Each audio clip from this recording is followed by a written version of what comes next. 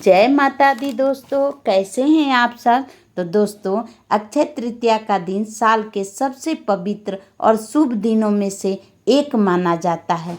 ऐसी मान्यता है कि इस दिन किया गया दान, तप और पूजा अक्षय फल को देता है, यानी इसका पुण्य कभी समाप्त नहीं होता। लेकिन क्या आप जानते हैं कि इस दिन कौन सा हमें दान करना चाहिए, कैसे करना चाहिए और किस मुहूर्त में करने से हमें ज़्यादा फल की प्राप्ति होगी।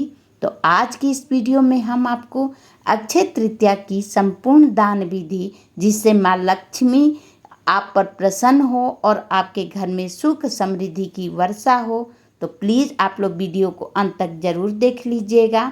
और अगर वीडियो अच्छी लगे तो अपने फैमिली फ्रेंड सबके साथ शेयर भी करिएगा। तो ये जो फूल मैं अपने गार्डन में तोड़ रही हूँ, ये बहुत फूल देता है। ज़्यादा पेड़ नहीं है, पौधे नहीं है, लेकिन फूल बहुत आता है। तो फिर किसी वीडियो में मैं आपको ज़रूर बताऊँगी कि मैं इसमें क्या डालती हूँ, कितना फूल आता है। ठीक है, तो चलिए अक्षय तृतीया के बारे में बात कर लेते हैं। तो अक्षय तृतीया साल में एक बार आती है, लेकिन बहुत कम लोग ही जानते हैं इसका और सही फायदा नहीं उठा पाते। तो देखिए, ज़्यादातर जो लोग होते हैं बस नाम के लिए दान करते हैं या फिर बिना जाने कुछ भी दान कर देते हैं। ठीक है, लेकिन इस दिन अगर हम सही तरीके से दान करते हैं, सही समय पर करते हैं, सही चीज़ों का दान अगर हम करेंगे ना, तो हमारे घर में सचमुच में सुख समृद्धि बढ़ती है और माँ लक्ष्मी की कृपा हमारे ऊपर सदा बनी रहती है।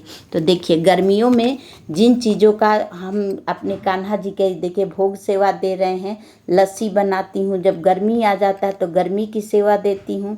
तो इस तरह से लस्सी बना करके अपने कान्हा जी को देती हूँ। माँ जगदम्बा का भोग लगाती हूँ और ठंडी ठंडी चीज़ों का, जैसे तरबूज का भोग लगाए, खरबूजे का भोग लगाइए। तो इस महीने में प्रभु को ठंडी चीज़ों का भोग लगाया जाता है। ठीक है, और इसको माधव मास भी बोलते हैं। बैसाख महीने में यह अक्षय तृतीया शुक्ल पक्ष में पड़ती है। तो इसलिए अपने भगवान को खूब ठंडी ठंडी चीज़ों का भोग लगाइए। और चंदन सेवा भी शुरू हो जाती है।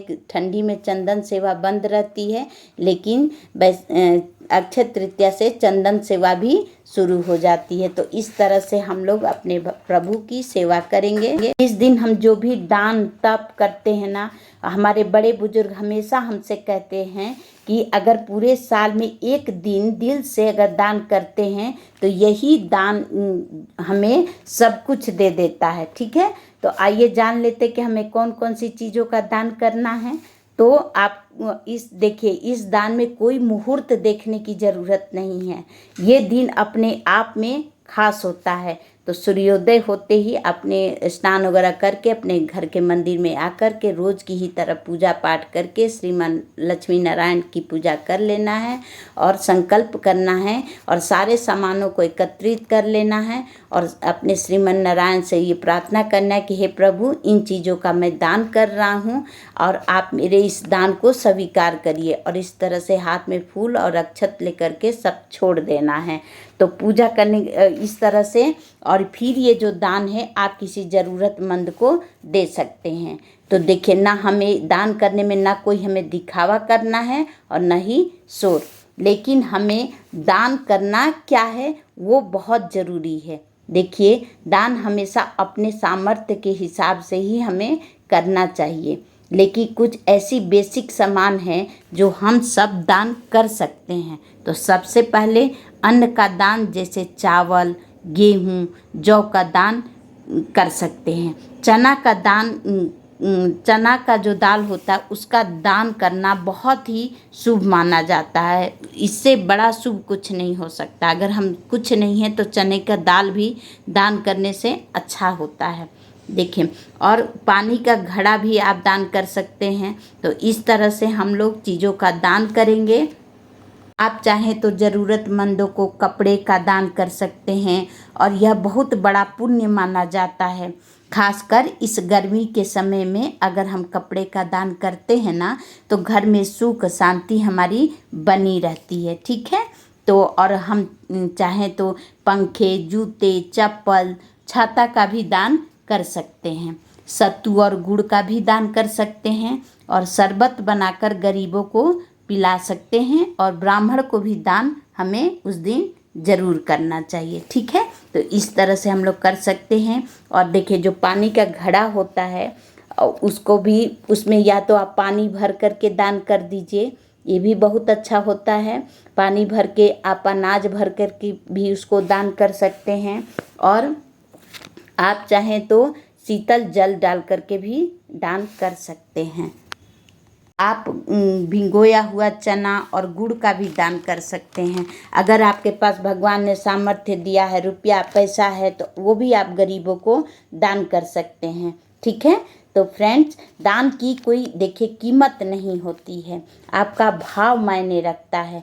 कम हो ज़्यादा हो, दिल से होना चाहिए। ठीक है, और छोटी सी गलती जो लोग अक्सर कर देते हैं वो दिखावे का दान से हमें बचना चाहिए। जो भी करना है गुप्त दान करना है। ठीक है, इस तरह से आप इस ढक्कन में करके आप दान कर सकते हैं और इसमें अनाज भर दें, जल भर दें, टोटली आपके ऊपर है। ठीक है, आप चाहें तो मंदिर में इस तरह का किताब भी दान कर सकती हैं। कोई पाठ जैसे रामचरितमानस पाठ का, भागवत, गीता, इस तरह का दान कर सकते हैं। मंदिर में आप चाहे तो घी, अगरबत्ती, धूप, माचिस, इस तरह की चीज़ों का हम लोग दान कर सकते हैं। ठीक है, और छोटी सी गलती जो अक्सर हो जाती है हमसे, दिखावे के दान से हमें बचना चाहिए। अगर लोगों को दिखावे के लिए दान करने से तो उसका पूरा फल नहीं मिलेगा, क्योंकि उस परम पिता प्रभु को सब पता है। ठीक है, इसलिए हमें